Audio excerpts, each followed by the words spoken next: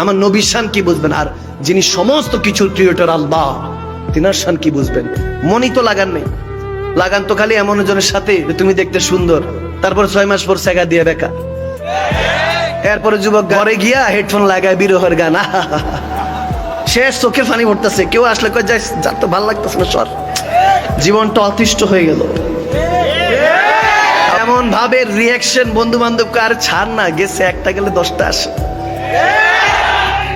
এরকম বিভিন্ন বন্ধুরা বলে, আমি মনে করি বন্ধু সে যে রাতের গভীরে ঝড়ঝাপটা যেটাই আসুক, ডাক দিলে ফোন দিলে দোষ বিপদে আছি, সাথে সাথে যেটা আসে সেটাই বন্ধু।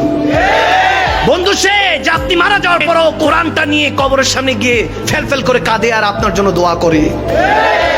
বন্ধু তো সে যে আপনাকে খেলার মাঠ থেকে ধরে, টঙের দোকান থেকে ধরে, গেমস আড্ডার মধ্যে থেকে ধরে বলবে হাই আল্লাহ সালা বলে মুয়াজ্জিনের মাধ্যমে আল্লাহ ডাকছে, এতবার করে ডাকছে, তুই কেন এখানে বসে আছিস?